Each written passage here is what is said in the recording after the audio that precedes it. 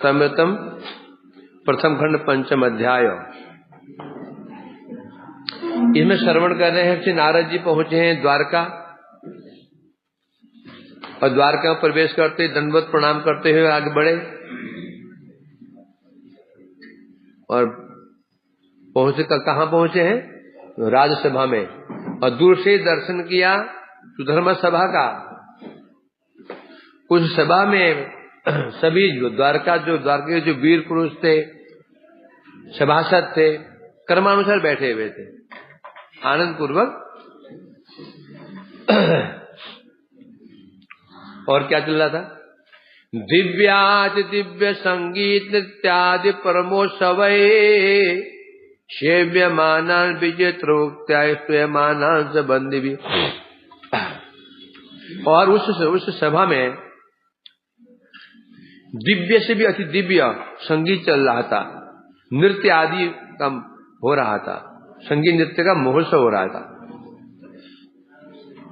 महोत्सवई परमोत्सवई बहुवचन है, अतः कई महोत्सव ऐसे हो रहे थे। कहीं नृत्य हो रहा था, कहीं गीत हो रहे थे।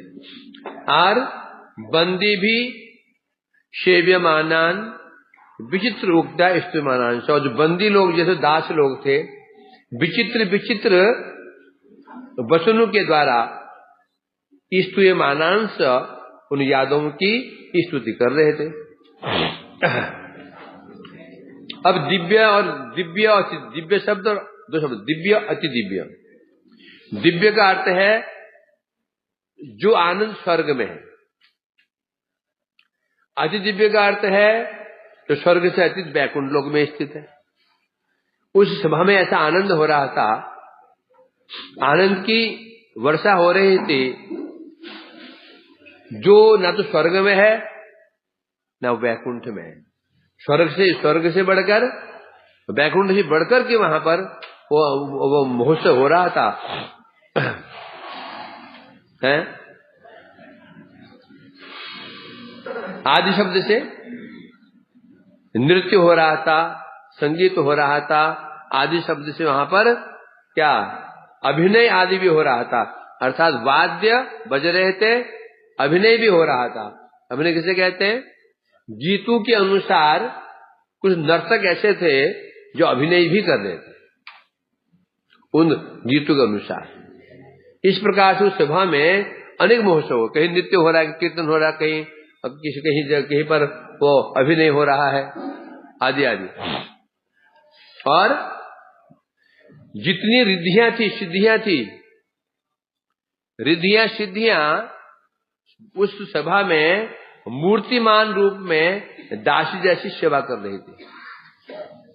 जिन्हें उस सभा में जो वीर पुरुष बैठे हुए थे, यादव लोग बैठे हुए थे, जितनी सिद्धियां हो सकती हैं, अष्टादश सिद्धियां, उनमें 8 प्रधान रिद्धियां, निधियां,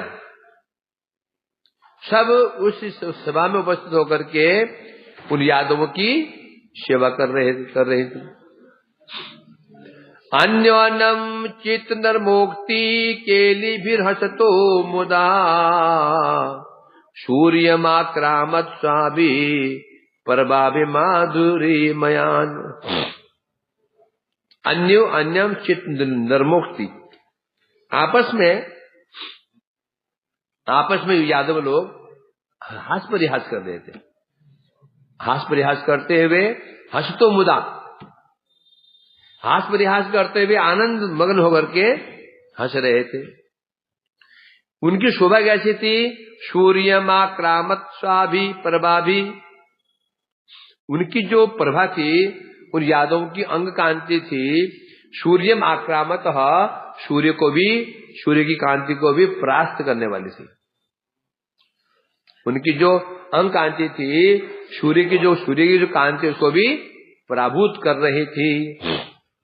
अर्थात अपने प्रभा के द्वारा वे लोग सूर्य की प्रभा को भी क्या कर रहे थे? परास्त कर रहे थे अपनी मधुरिमा के द्वारा। अब यहां बता रहे हास परिहास करते हुए आनंद प्रकाश कर रहे थे आपस में। यदि भी उनकी कांति की ऐसी थी, सूर्य की किरण को भी तुच्छ करने वाली थी। अब सूर्य की किरण इतनी तेज होती है कि हम सहन नहीं कर पाते हैं। तो इतनी 100 कोटि सूर्य है ना, एक ही सूर्य को हम बर्दाश्त नहीं कर सकते हैं, जलने लग जाते हैं।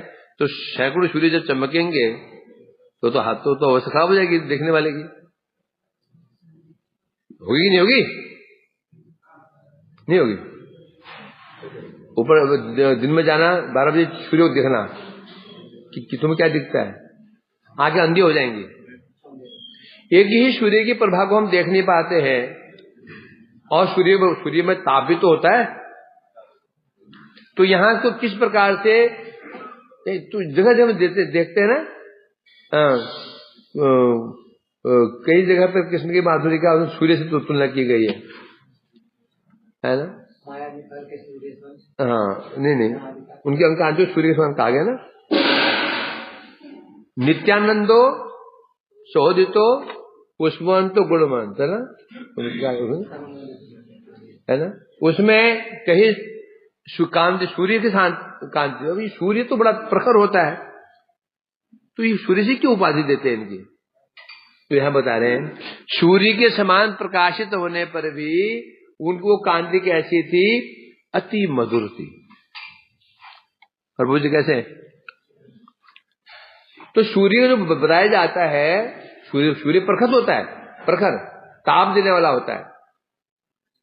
परंतु ये जो सूर्य है, ये इनका कांति कैसे प्रखर होने पर भी आंखों को शीतल करने वाली है।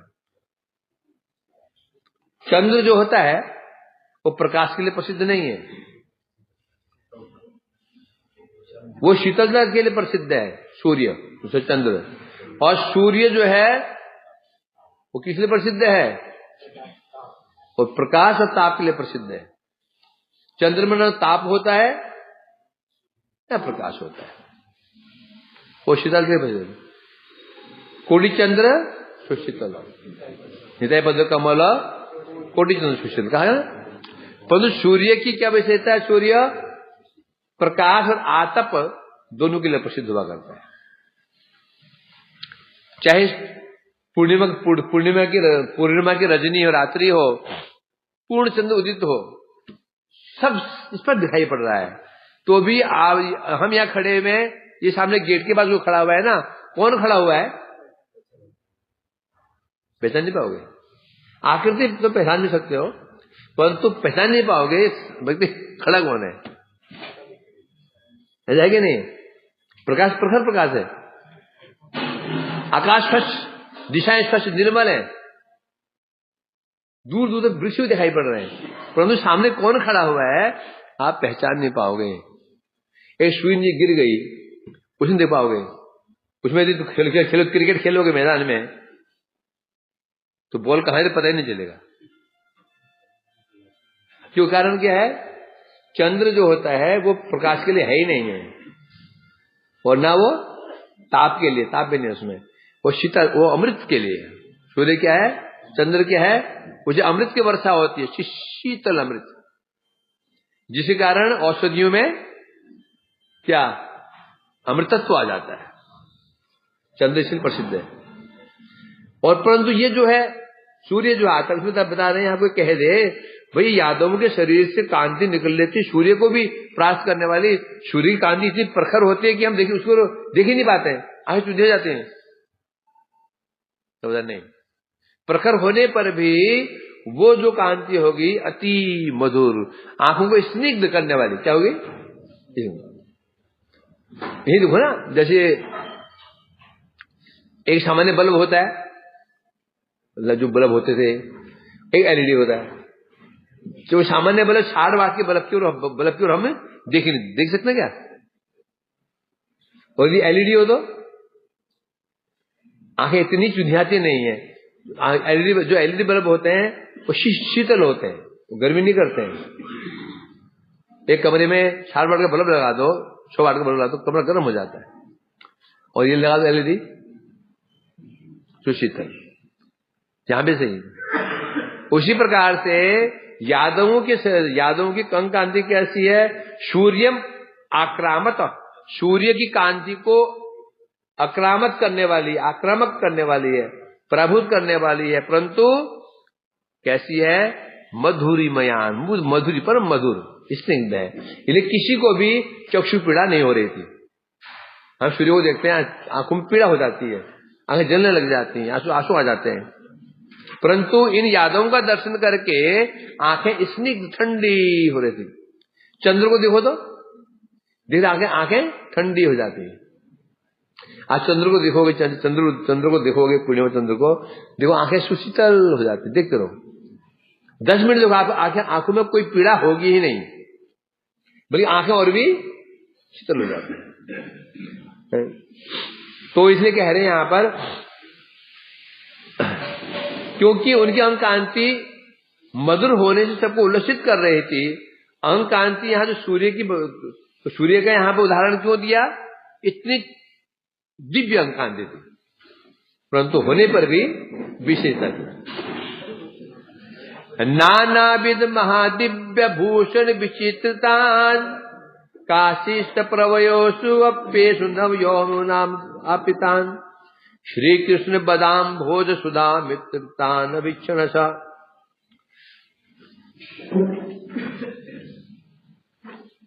तो यहां कह रहे हैं, और उनकी शोभा क्या हो रही थी यादवों की? नाना विध महादिव्य भूषण विचित्रतान। उन यादवों ने, वो यादव लोग विविध प्रकार के महादिव्य आभूषणों से अलंकृत थे, विभिन्न प्रकार के आभूषण धारण कर रखे थे। और कांचित प्रवयोसु अप्येषु नवयौवन वापिता, और जो हम वृद्ध, जो बूढ़े थे, वृद्ध थे, जो वृद्ध थे, वे भी नवयौवनम आपिता, वे भी नवयौवन को प्राप्त हो रहे थे। जो तो वो बूढ़े थे, जो वृद्ध थे, वे भी कैसे दिख रहे थे? युवा। क्यों? जब वृद्ध है तो नवयुवक क्यों दिखाई पड़ रहे थे? कारण क्योंकि वे अमृत पान कर रहे थे। क्या? कृष्ण बदाम भो सुधा तिक्तान अभिक्षण सा। क्योंकि वे यादव लोग निरंतर क्या पान करते थे? कृष्ण बदनाम भोज सुधा, कृष्ण के मुख कमल का अमृत मकरंद पान करते थे। कृष्ण के मुख कमल का जो मकरंद था उसे निरंतर पान करते थे, जिसके प्रभाव से अमृत क्या करता है? क्या करता है? रोग जरा व्याधि से मुक्त कर देता है। सामान्य जो अमृत स्वर्ग में है वो क्यों अमर नहीं करता, मृत्यु तो होती है, वो जब तक रहेंगे, युवा रहेंगे, वार्धक्य नहीं आएगा, रोग व्याधियां नहीं होंगी। और यहां पर ये कौन सा अमृत है? कृष्ण बदनाम भोज मतलब मुखाम भोज। कृष्ण का जो मुखाम भोज मुख कमल है, उसका जो मकरंद है, उसका यादव लोग पान करते करते कैसे करते थे? अतृप्तान। इतना पान करते तृप्त ही नहीं होते थे। इसलिए उस अमृत का पान करने के कारण जो वृद्ध थे वो भी कैसे प्रतीत होते थे? नवयुवक। मिलता है ना? तो एक बार कृष्ण और प्रद्युम्न आ रहे थे सामने से, और रुक्मिणी ने देखा, और चक्कर में पड़ गई कि इसमें मेरा पति कौन है, पुत्र कौन है। दोनों एक देखने में समान। होता है क्या? पुत्र और पिता दोनों हो, कोई हो ही नहीं सकता है। हाँ, भाई भाई तो लग सकते हैं, छोटा भाई बड़ा भाई, परंतु समान संभव नहीं। वो समझ नहीं पाई है इनमें मेरा पति कौन है और पुत्र कौन है। फिर देखा, एक को जब देख रही हूं तो मैं इस दोनों में वात्सल्य क्या दुग्ध उमड़ रहा है, हृदय में वात्सल्य की लहरें उमड़ रही हैं। और दूसरे को देखते हो तो मेरे नेत्र लज्जा से अपना झुक जा रहे हैं। तो जो ये जो दाईं तरफ है, जो देखे में लज्जा झुक रही लज्जा से, ये तो कृष्ण है, क्योंकि आकरण समान। इसलिए कह रहे हैं यहां पर, तो ये जो उस महासभा में जितने यादव बैठे थे, उनमें कुछ वृद्ध भी थे, कुछ युवा भी थे, कुछ वृद्ध भी थे, सब के सब युवा ही प्रतीत हो रहे थे, क्योंकि 10वें स्कंद में कहा गया है, तत्र प्रवयोसो अप्यासन युवानो अति बलोजसः पिबन्तो अक्षर मुकुंदस्य मुखाम्भोजम सुदामुः। तत्र प्रवयोसो, उस द्वारका में प्रवेश, कई लोग वयस मतलब कुछ वृद्ध भी है, होने पर भी युवानो बलोजस, उनका बल और तेज कैसा था? कैसे था? युवाओं की भांति था। बल भी होता ना, उम्र के अनुसार बल भी कम हो जाता है और तेज भी कम हो जाता है, बल दोनों। तो वहां पर क्या था? बल और तेज उन जो वृद्ध हो चुके थे उनका वैसा ही था जो 16 साल के नवयुवक के ऊपर जो उसमें जो विराजमान था। क्या बोले? क्यों? पिबंतो अक्षय, क्योंकि तुम यादव लोग अपने अक्षय नेत्रों से पिबंतो है, कौन सी क्रिया है? ऐसा लगातार है, क्या करते? पिबंतो, पान करते थे। क्या? मुकुंदस्य मुखाम्भोज सुधा, कृष्ण के जो मुखकमल है उसका अमृत को निरंतर पान करते थे, है ना? पिबंतो का अर्थ होता है पान निरंतर करते रहते। इसलिए तो वो जो वृद्ध लोग थे वो भी युवा प्रतीत हो रहे थे। अब हुआ क्या? उग्रसेनम महाराजम परिवृत्त चकाशत प्रतीक्षमाणान श्री कृष्ण देवागमनादरात। उस सभा में जो कौन विराजमान थे? महाराज उग्रसेन। जो सिंहासन था उसमें उग्रसेन महाराज विराजमान है, क्योंकि वहां के द्वारका के राजा कौन है? कृष्ण होने पर भी गद्दी पर कौन बैठते हैं? उग्रसेन जी बैठते हैं।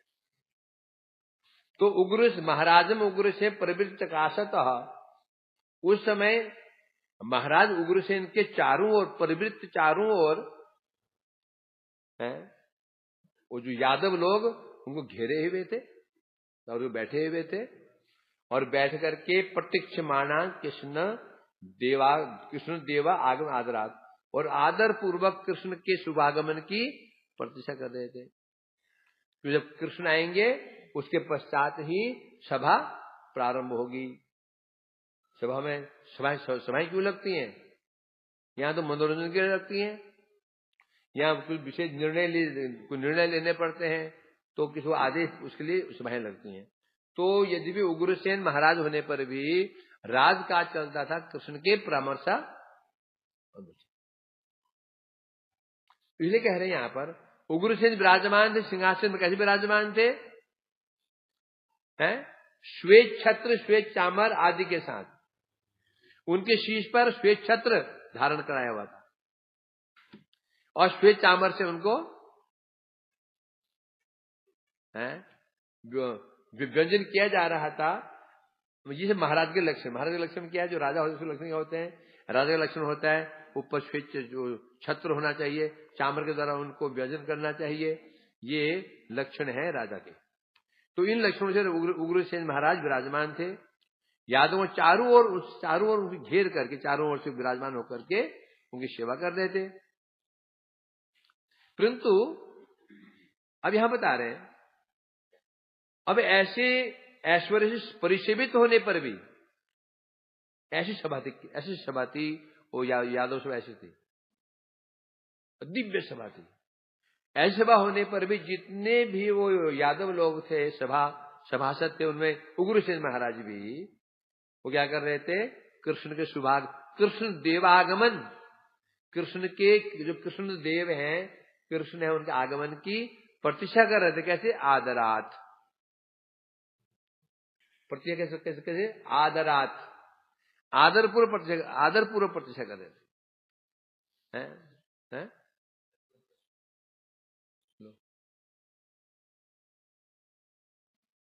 स्कूल पढ़ता था, है ना? टीचर आता, होमवर्क नहीं किया तो आप प्रतीक्षा, जो टीचर आ रहा है होमवर्क नहीं किया था, होमवर्क किया नहीं होता क्या, तो कैसे प्रतीक्षा करते थे? डर के मारे, आ गया आ गया आ गया, है ना? जो टीचर अच्छा होता था, मजाक करने वाला,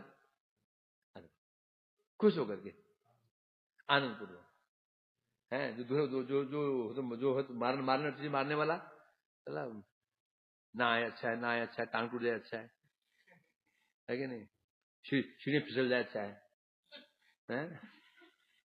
और जो आदर पूर्वक खुश होकर के, है ना, उसी प्रकार आदर पूर्वक। आदर लक्षण क्या है बताएंगे।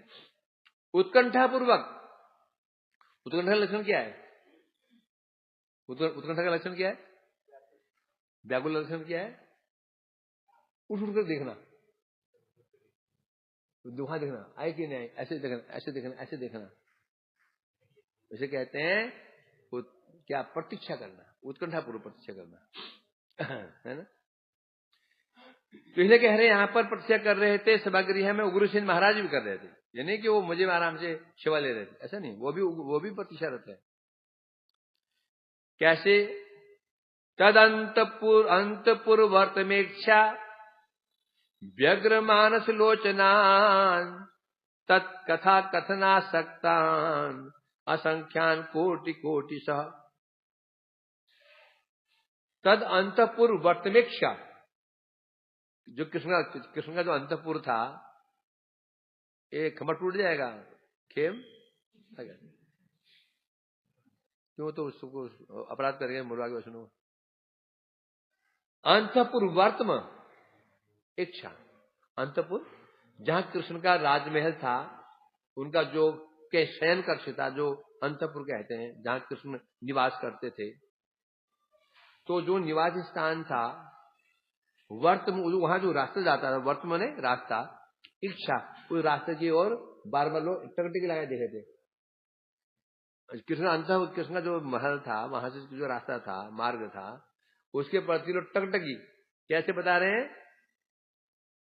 व्यग्र मानस लोचना, व्याकुल मन से, व्यग्र मन से, लोचनान नेत्र के द्वारा आंख फाड़ फाड़ के देख रहे थे, आए कि नहीं, आए कि नहीं, आए कि नहीं, आए कि नहीं, ऐसे। और आपस में क्या कर रहे थे? तत्कथा कथना सक्तान संख्या कोटि कोटि स। वो जो यादव थे आसक्त थे, किसमें आसक्त थे? तत्कथा, तत्कथा मैंने कृष्ण कथा, कृष्ण की कथाओं में कथन, कृष्ण कथाओं को कथन और श्रवण, कृष्ण की कथाओं का श्रवण कीर्तन में आ सकते थे। आपस में वे लोग कृष्ण कथाओं की चर्चा कर रहे थे। एक कह रहा है, दूसरा कह, हाँ ये भी था, उन्होंने कल ऐसा किया, वो बोला हाँ परसों ऐसा, इस प्रकार से उन्हीं कथाओं का ही हम चर्चा हो रही थी। कैसे? कोटि कोटि से, कोटि कोटि है। यादव लोग कितने हैं? असंख्यान कोटि कोटि सा, यादव लोग असंख्य हैं, कोटि कोटि, कोटि कहते तो एक संख्या हो जाती, कोटि 1 करोड़, कोटि कोटि बोल दिया, इसमें क्या हो गया? मतलब असंख्य, हजार हजार बोल दिया, हजार करने दिया, 1000 हो गया, हजार हजार बोल दिया तो गिनते नहीं। इसे बता रहे हैं यहां पर टीका में, कह रहे हैं वो जो यादव लोग थे, उनके नयन और मन व्याकुलता पूर्वक जो कृष्ण के महल से रास्ता आता था, उस मार्ग था, वो उनके नेत्र मार्ग में लगे हुए थे, प्रतीक्षा कर रहे थे कृष्ण आए, कब आए कब आए। और आपस में आज तक कृष्ण ने जो लीलाएं की, अभी तक जो लीला कर चुके हैं, आपस में उन लीलाओं की चर्चा कर रहे थे। एक लीला का स्मरण कराता, दूसरा बोलता, सुनता बोलता, मुझे भी सुन लो, वो हुआ मतलब मुझे भी सुन लो, आपस में चर्चा कर रहे थे, अर्थात आसक्त थे। मुख में क्या है? कृष्ण कथाओं का वर्णन और श्रवण, और नेत्र कहां लगे हुए? नेत्र लगे मार्ग की ओर, नेत्र वहां लगे हुए हैं, और मुख में क्या है? कथा कर जा रहे हैं आपस में। इससे यहां ग्रंथकार कहते हैं, इसे सूचित हो जाता है कि अन्य विषय में उदासीनता, यादवों की अन्य विषय में उदासीनता स्वतः ही सिद्ध हो गई। उदासीनता मतलब अन्य विषय, मतलब कृष्ण को छोड़ करके जितने अन्य विषय हो सकते हैं, अन्य रस हो सकते हैं, रूप रस गंध शब्द स्पर्श, जड़ीय रूप, जड़ीय रस, गड़ीय गंध इत्यादि, उदासीन थे इनके प्रति। क्योंकि कारण क्या है? मन तो एक है ना, या तो आसक्त भगवान में होगा ये, या माया में होगा, दो मन तो हो ही नहीं सकते। नहीं जी, मेरा आधा मन तो माया में है, आधा मन नहीं। मन एक है, उसका विभाग नहीं कर सकते हो। एक मन या भगवान में जा सकता है, या माया में जा सकता है। एक म्यान में दो तलवार नहीं रहती। उसी प्रकार से मन एक है, उस मन के द्वारा या तो माया का चिंतन कर लो, या फिर भगवान का कर लो। इसलिए कह रहे हैं यहां पर, जब उनका मन एक है, हृदय एक है, और वह आसक्त कृष्ण में सिद्ध हो गया, बाकी विषय में उनकी आसक्ति नहीं है। अभी हम, मेरे जैसे लोग, हमारी आसक्ति कहां पर है? माया में, भगवान में नहीं है ना? कारण क्या है? संबंध क्या है? दिन रात का। दिन है तो रात नहीं, रात है तो दिन नहीं। एक जगह में या दिन होगा या रात होगी। उस जगह में, उस कमरे में दिन भी रहे, रात भी रहे, वो संभव नहीं। कृष्ण सूर्य से माया है अंधकार, जहां कृष्ण ना तो है माया अधिकार। कृष्ण कैसे हैं? सूर्य के समान। माया कैसे? अंधकार के समान। जैसे अंधकार और प्रकाश एक जगह नहीं रह सकते, प्रकाश है अंधकार नहीं, अंधकार है प्रकाश नहीं, उसी प्रकार से संभव ही नहीं है कि हमारा मन भगवान में लगा रहे और माया में लगा रहे। तो प्रभु जी दिखा जाता है, कई लोग कथा भी सुनते हैं, बहुत परिक्रमाएं कर रहे हैं, कथा सुन रहे हैं, तो ऐसा लग रहा है इनका मतलब भगवान में लगा हुआ है, और संसार में लगा हुआ है? बच्चों पालन पोषण भी कर रहे हैं, और ठीक वो भी कर रहे हैं, और परिक्रमा भी कर रहे हैं, हरिनाम भी कर रहे हैं, क्या नहीं है? उनका मन जो भगवान में लगा हुआ है, ये भी वास्तव में कहां लगा हुआ है? माया में ही लगा हुआ है। परिक्रमा क्यों कर रहे हैं? मेरे बच्चे ठीक रहे, सुख संपत्ति घर आवे, कष्ट मिटे तन का, ओम जय जगदीश हरे। यदि ऐसा है तो यही मानना पड़ेगा, यदि उसका मन संसार में और भगवान में भी है, जो भगवान में जो मन है वास्तव में, वो भगवान उस जो भगवान में मन है, उसका कारण भी माया ही है। अर्थात जागतिक में सुख शांति प्राप्त हो, परिवार सुख शांति से रहे, और मैं सुख शांति से रहूं, मान सम्मान बढ़ता रहे, क्या बोला जाएगा? इसको माया, इसको क्या बोला? इसको भी माया ही बोला जाएगा, है कि नहीं ऐसा? हाँ। तो इसलिए कह रहे हैं इस प्रकार से तो सिद्ध हो जाता है, जो द्वारकावासी थे, अन्य विषयों से उनकी उदासीनता स्वतः सिद्ध थी। उनकी संख्या कितनी थी? 10वें स्कंद भागवत में कह रहे हैं, क्या कह रहे हैं? न शक्यते कर्तुमपि वर्ष शतय नृपा, 30 कोटि सहस्राणाम अष्टाशति शतानि च, आसन यदुकुलाचार्य कुमाराणाम इति श्रुतम। बता रहे कितनी संख्या थी उनकी?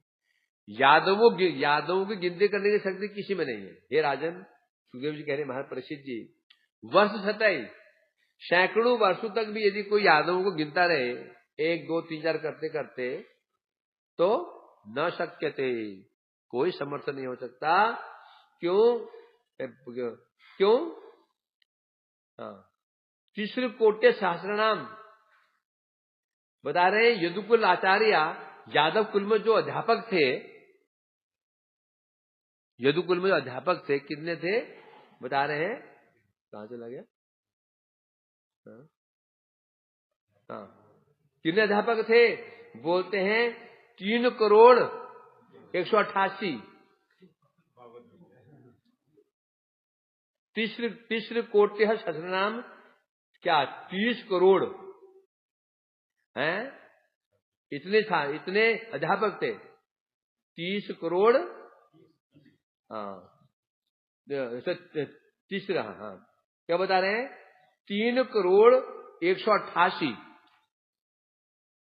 सनातन क्या थे यादव लोग?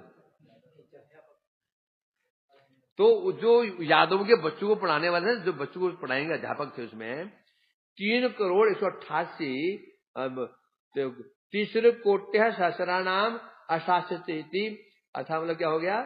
30 कोटि 30,188,000 अध्यापक थे।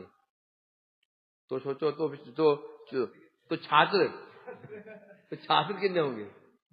तो छात्र इतने हैं तो सब छात्र होंगे नहीं। उनके पिताजी भी होंगे, ताऊजी भी होंगे, दादा दादी भी होंगे, नाना नानी भी होंगे, उनके माता पिता भी होंगे। तो कितने होंगे भाई? घर में 5 सदस्य हैं, उसमें छात्र दो छात्र होते हैं, अलग अलग छात्र होते हैं। तो मेंबर कितने हैं?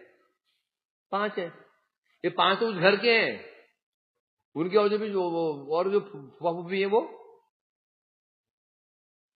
तो ये कह रहे हैं उनके जब आचार्य उनके अध्यापक ही 30,188,000 अध्यापक ही हैं, तो अनुमान लगा सकते हैं यादव की गणना कितने होगी। अर्थात इसमें कहते हैं उनकी गणना संभव ही नहीं है। इस विषय में टीकाकार श्री स्वामीपाद जी कह रहे हैं, उन्होंने कहा यहां सहस्र कहने मतलब क्या हुआ? यादव कितने हैं? सहस्र कहने मतलब यह हुआ अगणित, जी गणना ही नहीं हो सकती, समझना चाहिए ऐसा। अब बता रहे जो ये कहा गया 30 कोटि 188 जो अध्यापक हैं, ये भी ठीक नहीं है। क्यों ठीक नहीं है? जब छात्र गिनते ही नहीं है, तो छात्र गिनते ही नहीं है तो कैसे कह सकते हैं कि इतने अध्यापक हैं? समझे क्या नहीं? यदि हमने अध्यापक गिनती कर ली तो छात्र भी लिमिट में आ जाएंगे ना। जब छात्रों की गिनती नहीं है तो अध्यापक गिनती कैसे हो सकती है? इसलिए कह रहे हैं इस प्रकार यादवों की जो संख्या थी उसका निर्णय नहीं किया जा सकता। हाँ, जब यादव कुमारों की संख्या का गणना नहीं की जा सकती, कुमारों की, उनके संतानों की, तो यादव कितने होंगे फिर? हैं? तो ये तो पक्का गप है, ये तो पूरा गप है। क्या बोलेंगे? यदि इसको सुने कोई नास्तिक व्यक्ति, जो नास्तिक हो, ये आर्य समाजी इत्यादि हो, बोले बस गप की भी सीमा होती है। दाल में नमक डालना चाहिए, ये नमक की बोरी में दाल उड़ रहे हैं। 1 किलो दाल, 1 किलो दाल बनाए कुकर में, उड़े ले नमक की बोरी में। क्या करो? दाल नहीं मिला रहा हूं उसको, झूठ भी ना बोला जाए जो खप जाए। ज्ञात्वा तम यदोभ्येत्य धावंत संभ्रमाकुला उत्थाप्य प्रसभम पाणो देत्वा निन्यो सभांतरो।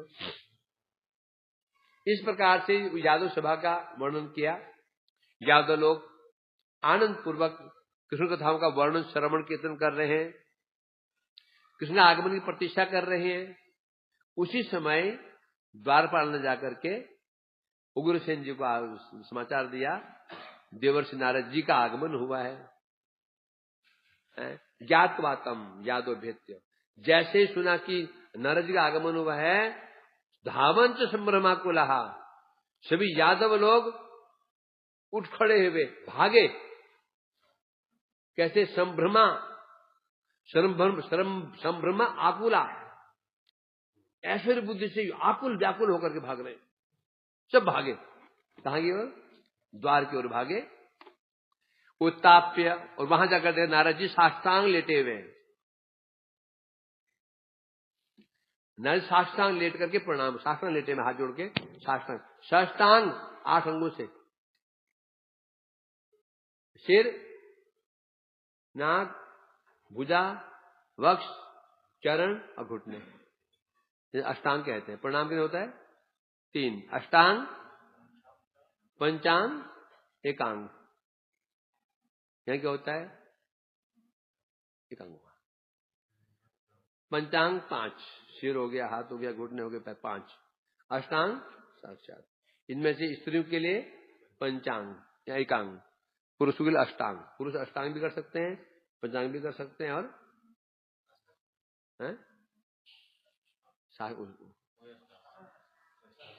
कैसा आदमी है? साष्टांग, साष्टांग होता है 100 अष्टांग 8 अंगों के सहित प्रणाम को साष्टांग कहते हैं। वो साष्टांग से भी कर सकते हैं। साष्टांग क्या होता है? 60 अंगों से 100 अष्टांगा नाम प्रणाममिति साष्टांग। हाँ, तो वहां देखा द्वार पर गए, नारद जी साष्टांग लेटे हुए बिंदु।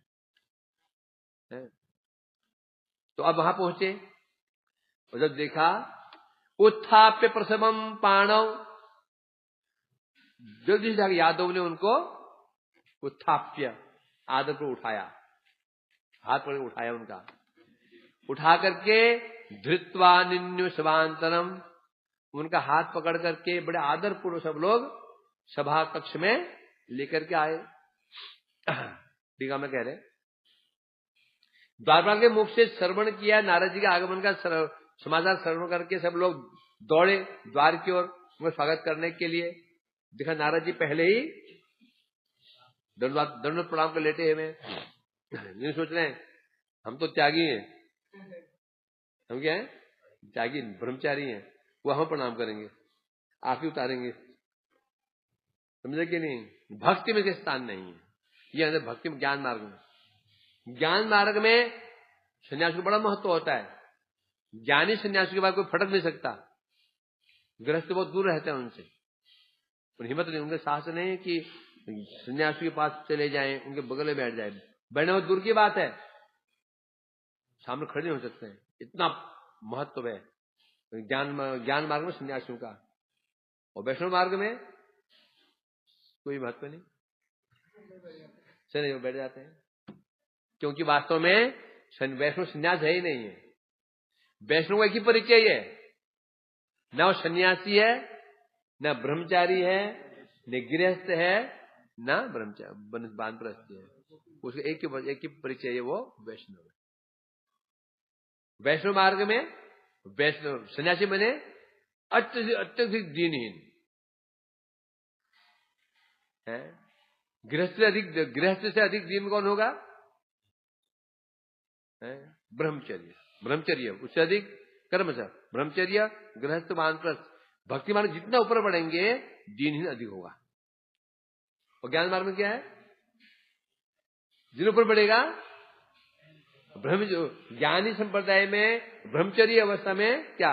दीनहीन। गृहस्थ बहुत दीनहीन, ब्रह्मचारी थोड़ा सा ऊपर, वानप्रस्थ से ऊपर, सन्यासी तो हम ब्रह्मास्मि। वही नारद जी देखो भक्ति मार्ग में है ना, ये भाई भक्ति मार्ग की बात है। भक्ति में जिन आगे बढ़ता चला जाता है दीनता। नारद जी, देवर्षि नारद जी जिन्हें प्रणाम, देवता लोग जिनके प्रणाम करते हैं, सूर्य असुर सब उनका सम्मान करते हैं नारद जी का।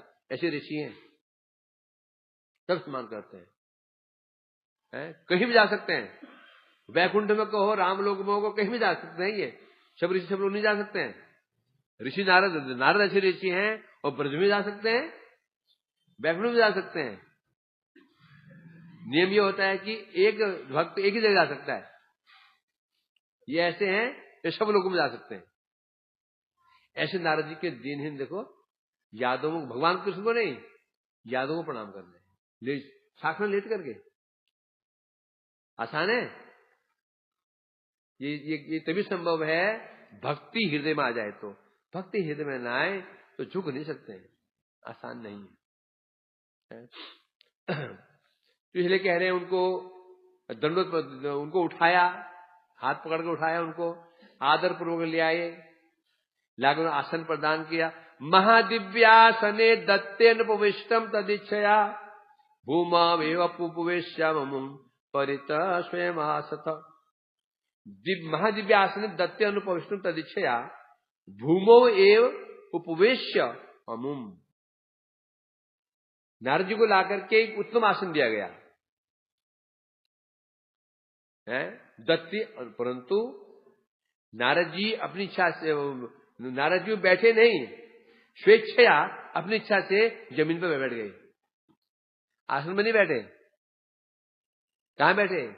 अपनी इच्छा से ही भूमि पर ही बैठ गए। भूमो एव उपवेश्य अमुम परितः स्वयं आसत। नारद जी को जमीन में बैठा हुआ देख करके यादव लोग स्वयं ही परितः नीचे ही उनके चारों ओर जमीन में बैठ गए। ये कह रहे हैं यहां पर नारद की अपनी इच्छा थी। क्या इच्छा थी? मन की प्रीति। मैं कहां पर आया हूं इस समय, उद्देश्य क्या है? कुआं, प्यासा कहां गया? कुएं के पास में। इसमें नारद जी क्यों आए यहां पर? नारद जी यहां पर श्रेष्ठ होकर के नहीं आए हैं। यहां क्या बनकर के आए हैं? अर्थी बनकर के आए हैं, कृपार्थी बनकर के आए हैं। उन्हें यादवों की कृपा चाहिए। जो भी कृपार्थी होता है ना, उसका लक्षण क्या है? दीनता है। ये थोड़ी सिर उठा के जाएगा, उठा के अकड़ के छूट जाएगा, कह जाएगा जी नहीं, ये लक्षण है। तो यहां नारद जी कृपार्थी बनकर के आए हैं। क्या कृपा चाहते हैं? वो यादव की कृपा प्राप्त करना चाहते हैं। इसलिए यहां पर वहां पहुंचे हैं और अपनी इच्छा से जमीन में बैठ गए। यादव गण में उनके चारों उनके घेर के बैठ गए। देवर्षि परवरो अमि भी पूजा द्रव्यम समाहितम नत्वा सांजलिरुत्थाय विनीतो मुहुरुहातान। उसी समय यादव लोग नारद जी की पूजा करने के लिए थाली में पुष्प हो गया और पंच प्रदीप हो गया, धूप इत्यादि हो गया, पुष्प हो गया, फूल और वो जल इत्यादि कलश लेके आए। उनके चरण धुआएंगे, उन्हें पाद प्रक्षालन करवाएंगे, आरती उतारेंगे, सामग्री ले आए हैं। देवर्षि परवरो अमी भी पूजा द्रव्य समाहितम लाए गए। उन द्रव्यों को देख करके नत्वा सांजलि उत्थाय, नारद जी ने उन सामग्रियों को प्रणाम किया, जो पूजा की सामग्री थी उसको प्रणाम किया। उत्थाय प्रणाम करके उठ खड़े हुए। विनीतो और विनीत पूर्वक, विनय पूर्वक मुहु आहतान। अब नारद जी उठ खड़े हुए, उस सामग्री को प्रणाम करके और तान मैंने उन यादवों को मुंह बार बार आहा कहने लगे। विनय पूर्वक हाथ जोड़ के विनय पूर्वक नारद जी कहने लगे। क्या कह रहे हैं? श्री नारद उवाच भो कृष्ण पादाब्ज महानुकंपिता लोकोत्तरा मा मधुना दयध्वम युष्माकमेवावृतम तथा कीर्तिम प्रगायम जगति भ्रमेयम। हाथ जोड़े नारद जी ने, कह रहे हे यादवो, हे भो यादवा, हे यादवो,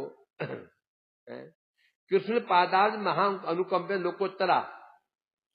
आप इस जगत में जगत लोकोत्तरा, लोको मने ये संसार, उत्तरा मने ऊपर, है ना? ऊपर मने अतीत, उत्तर उत्तर उत्तर उत्तर किसका लक्षण है? ऊपर का। ऊपर मने श्रेष्ठ का। उत्तर नहीं दाईं ओर, ये दाईं ओर में उत्तर, उत्तर मने क्या होता है? श्रेष्ठ का लक्षण है ना? उत्तरोत्तर, उत्तरोत्तर जैसे वो ना, जो हमें श्रेष्ठ वैष्णव है वो हमें ऊपर रहते हैं। ऊपर मैंने कि श्री को बैठेंगे वो दाईं ओर। वैष्णव को अपने ऊपर बिठाओ बैठो जी सिर के ऊपर, ऊपर उत्तरोत्तर, उत्तर की ओर, उत्तर की ओर, उत्तर उसे कहते हैं। तो यहां बता रहे हैं वो है क्या बता रहे हैं, कृष्ण पादाद महाको, आप कौन हो? लोकोत्तरा। आप इस जगत से लोक को अतीत, लोक उत्तर में होता है, लोक से अतीत, इस संसार से अतीत है। क्यों है संसार से अतीत? आप क्यों है? तो बता रहे हैं कृष्ण पादाब महानुकंपिता, क्योंकि आपके ऊपर कृष्ण के चरण कमलों की महा अनुकंपा, कंपा और अनुकंपा, कृपा और महाकृपा, क्योंकि आपके ऊपर कृष्ण की महा अनुकंपा है, इसलिए आप लोक से उत्तर है, वो मतलब ऊपर है। अतः मां मधुना दयाध्वम, आज आप सब लोग मेरे प्रति कृपा कीजिए, सब मुझ पर कृपा कीजिए। क्या कृपा कीजिए? युष्माकमेव वृत्तम यथाहम कीर्तिम, ऐसी कृपा कीजिए जिससे मैं सारे जगत में युष्माकम कीर्तिम अवृतम कथाहम कीर्ति प्रगायन। क्या कृपा चाहिए? कि मैं इस सारे संसार में, जगती संसार में भ्रमण करते हुए आप लोगों, आप कहने थे, आप याद कृष्ण की बात नहीं कह रहे हैं। हे यादवो, आपकी जो कीर्ति है, अब यश है, अब गुणगान है, मैं गाता रहूं, अविरतम, निरंतर गान करता रहूं मैं, और जगत में भ्रमण करते हुए गान करता रहूं, तो लोगों सुनाता रहूं सबको। अब मानो ये जैसे क्यों कह रहे हैं कि क्या आप दया करो, मैं गान करूं। अब इसी दया क्या चाहिए, करो ना, दया क्यों बोल रहे हैं? क्योंकि वैष्णव की महिमा गान करने के लिए भी क्या चाहिए? शक्ति चाहिए। नहीं कर सकते हो वैष्णव गुणगान, गुरु गुणगान और भगवत गुणगान करना आसान नहीं है। दिन में बकबक कर सकते हो, एक व्यक्ति दिन में सेब बेच सकता है 5 रुपए किलो, 6 रुपए, 5 रुपए, 5 रुपए बोल सकता है, और उसे हाथ माला दे दो, माला करो। रेडियो में बैठ करके सुबह शाम तक बकबक करता रहता है, नींद नहीं आती है, उसका माला पकड़ा दो बस। यहां बैठ करके हरे कृष्णा कृष्णा कृष्णा हरे हरे हरे राम करो, वो ढेकिल में सिर रख के सो जाएगा उधर ही, ऐसे करना सिर के वो वही सो जाएगा बैठ के, और गारंटी है, आजमा लो। उसे वो ढकेला, उसे जो है ढकेला, उसे सर चला ढकेल वाले से, तेरे सारे सेब में खरीद लूंगा, बस तू 3 घंटा माला ले, यही खड़े खड़े निरंतर हरे कृष्णा कृष्णा कृष्णा हरे हरे हरे राम राम राम हरे हरे बोलते रहे। ये तो 3 घंटे बोलते सारे सेब में खरीद लूंगा। तो शर्त यदि हार गया तो सारी रेडी ले जाऊंगा फ्री, नहीं कर पाएगा। क्योंकि इसलिए कह रहे हैं यहां पर, किसी की चर्चा तो हम खूब कर सकते हैं, पर जहां चर्चा भक्तों की आती है, भगवान की आती है, उनके भक्तों की चर्चा, उस समय वो चर्चा हम नहीं कर सकते हैं, वो चर्चा करने के सामर्थ्य हम में नहीं है। कहीं न कहीं माया देवी बाधा पहुंचा देगी, नींद आ जाएगी, आलस्य आ जाएगा, कोई ना कोई समस्या आ जाएगी। ये समस्या है। ऐसा क्यों? जब हम जगत की चर्चा करते हैं, घंटे घंटे लगे रहते हैं, राजनीति की बातें करते करते, खेल की बातें करते करते, ये कर दिया वो कर दिया, उसने उसको मारा, उसने उसको मारा, नींद नहीं आती। जो हरिकथा सुनते हैं तो नींद क्यों आती है? क्योंकि माया देवी देखते हैं मेरा क्लाइंट हाथ से जा रहा है, वो जाने नहीं देगी जल्दी। भाई क्लाइंट है उसका, वो क्लाइंट को छोड़ता है क्या? वो जाने नहीं देगी, ऐसे समझ खड़ी कर देगी, तू नहीं, तू नहीं जा सकता। और बस माला छोड़ दो, फिर गप मारो, 2-4 घंटे कहां गए पता ही नहीं चलता, 4 घंटे कहां चले गए पता ही नहीं चला। और 1 घंटा माला करो तो कितना भारी पड़ जाता है, 1 घंटा तो भारी लग, 1 घंटा भारी लग जाता है। इसलिए कह रहे हैं, अर्थात सिद्ध हो यहां से नारद जी कराते हुआ कि बिना वैष्णव की कृपा के उनका गुणगान भी संभव नहीं है, क्योंकि माया देवी हमारे अनर्थ ही सामने आ जाएंगे। तो कहते तो माया देवी हमारे शत्रु है क्या? वो भी शत्रु नहीं है, हमारे शत्रु हम ही है। और सामने समस्या क्यों आ रही है? हमारे पाप कर्म की है। तो माया देवी तो महादुष्टा है, हमारे हमारे हमारे विरोध कर रही है। नहीं, माया देवी दुष्ट नहीं है। जो हमने महान महान कर्म किए हैं, इसके परेशान किया, उसको परेशान किया, व्यभिचार किया, अनाचार किया, तीनों वैष्णव कष्ट दिया, मारा करते हैं ना, और सामने आ जाते हैं। हमारे कष्ट ही हमको डुबा देते हैं। अपना कर्म दोषे अपन डूबे। कभी किसी दोष मत दो, समझे क्या? नहीं, हमें किसी दोष देना नहीं चाहिए। कोई कष्ट आते हैं, कोई अपमान करता है, तो समझो अपना अपना ही किया हुआ, जो किया वही मिल रहा है। और मानना क्या है, सही यही है। क्योंकि उस व्यक्ति ने मेरे को क्यों ठगा? कई लोग तो गए, यहां आए गए, मेरे को क्यों ठगा उसने? कुत्ते मेरे को क्यों काटा? यहां तो कई लोग गए ना, है? उस सांप पर मेरे पैर क्यों पड़ा? सांप था, मेरे पैर क्यों पड़ा उसमें? एक मिनट आगे पीछे में हो तो मेरी चाल थोड़ी स्पीड कम हो सकती थी, या तेज हो सकती थी। ऐसे संयोग कैसे बन गया कि मेरी चाल ठीक पड़ी, पैर वहां पड़ा सांप के ऊपर, काट खाया उसने? ऐसे ही कुछ नहीं होता जगत में। ऐसे जगत में कुछ भी नहीं होता, कुछ भी नहीं होता है, कुछ भी नहीं होता है? अब मेरा हाथ है ना, मैंने ऐसे रख दिया हाथ, ये भी ऐसे नहीं हो गया, ये भी ऐसे नहीं हो गया। ये अरे यहां मेरे को सुविधा लग रही है। ऐसे ही कुछ जगत में कुछ भी नहीं होता, कुछ न कुछ कारण तो अवश्य होता है। क्योंकि जगत कार्य कारण में जगत, क्योंकि कार्य दिखता है, कारण अवश्य होता है, वो अलग बात है, हमें पता नहीं चलता। उसने हमारा अपमान किया, कारण क्या है इसे पता नहीं, परंतु इसलिए हम उसको शत्रु मान लेते हैं। हम पता नहीं इसका, परंतु कारण जरूर है। इसलिए महापुरुष लोग विचलित क्यों नहीं होते? बड़े संत लोग, उन्हें पता है जो ये मेरा जो मिल रहा है ना, अच्छा बुरा, ये इसका कोई दोष नहीं, कोई दोष नहीं इसका। ये जो मेरे पाप कर्म के मिल रहे हैं, इसलिए चुपचाप और सहन करते रहते। और हम लोग उसको सहन नहीं कर पाते हैं, उसे विरोध करते हैं। विरोध करने पे विरोध करने के लिए एक पाप और जमा हो गया। कुत्ते ने हमें काटा, हमारे पाप कर्म गया, लात खींच के मार दी उसको। कुत्ते ने हमें काटा, पाप कर्म निकल रहा, लात और मार दी उसको, एक और जमा हो गया। हो नहीं होता? तो इसलिए कह रहे हैं यहां पर, अतः हे यादवो, आप मुझ पर कृपा कीजिए कि मैं इस त्रिभुवन में आपकी कीर्ति का गान करते हुए भ्रमण करता रहूं, अविरतम निरंतर। अविरतम क्यों बोला? क्योंकि अविरत कहने तात्पर्य हुआ, निद्रा का भी समय होता है, उसमें टाइम जा सकता है। समझ गए?